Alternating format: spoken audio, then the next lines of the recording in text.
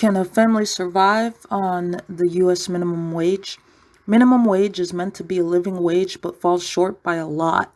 The federal minimum wage in the United States is $7.25. It is meant to be a living wage, but this isn't the case in practice. The hourly rate hasn't kept up with the cost of living since the late 1960s. In fact, the earnings of a minimum wage worker with a family of four fall well below the poverty line. While many states and some cities have minimum wage rates much higher than 725, minimum wage earners still struggle to pay the bills, secure housing, and support a family. Key takeaways: the federal minimum wage has stagnated at 7.25 an hour since 2009. For most people, working for minimum wage does not give them a living wage. Many states and cities have a higher minimum wage in place, in some cases more than double, but workers still struggle to make ends meet. Proponents of raising the minimum wage maintain that doing so helps incomes keep pace with increasing cost of living and will lift millions out of poverty. Opponents believe that higher wages would force businesses to hire fewer people, slash growth plans, and/or raise their prices, which will hurt the economy. What is the U.S. federal minimum wage? Since 2009, the federal minimum wage has been $7.25 or $15,080 a year. Many economists believe this is a woefully inadequate and unjust. Consider this: in order to simply have kept up with inflation since 1968, the minimum wage would have needed to climb to $10.15 in 2018. The minimum wage has been a political issue since its inception. During his presidency, Barack Obama signed an executive order to increase the minimum wage of some federal workers to $10.10, reasoning that the overall federal rate should also be raised to that amount. Although this campaign stalled in Congress, federal inaction prompted many states to legislate their own minimum wage increases. In 2019, the U.S. House of Representatives passed an amended version of the raise, the Wage Act of 2019, which would have gradually increased the federal minimum wage to $15 by 2025, but the bill died in the Senate, and as a result, a debate about whether to lift the minimum wage rages on.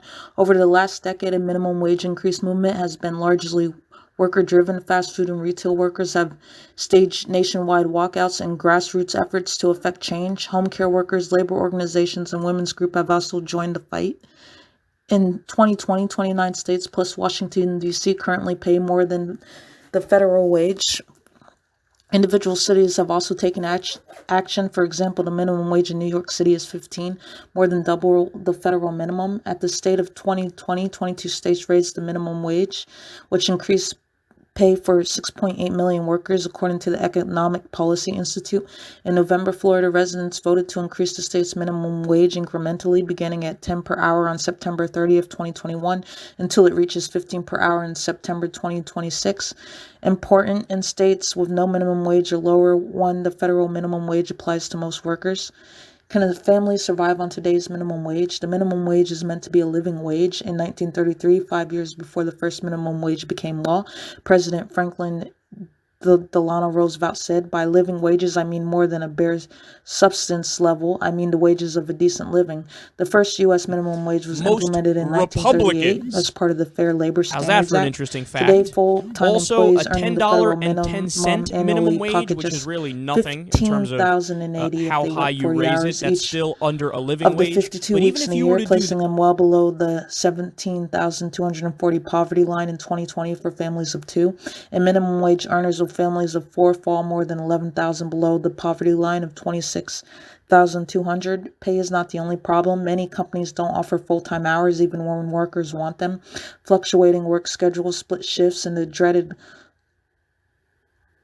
closing the store at night, then reporting back to work early the next morning to open it, make it difficult for employees to work second jobs, attend college classes, or arrange childcare. Minimum wage employees are also vulnerable to pay reduction from wage theft, which includes lack of overtime pay, erased time cards, and unpaid time. Employees spend such as going through lengthy security bag checks. The vulnerabilities of hourly wage earners have been further highlighted during the coronavirus pandemic.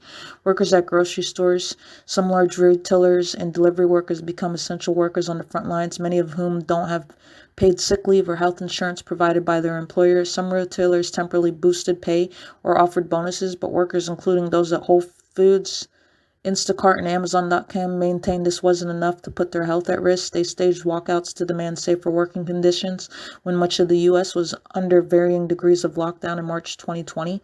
The typical minimum wage worker at the end of 2019, 82.3 million workers were paid hourly, representing more than half, 58.1% of all wages and salary workers in the U.S., according to the Bureau of Labor Statistics, BLS.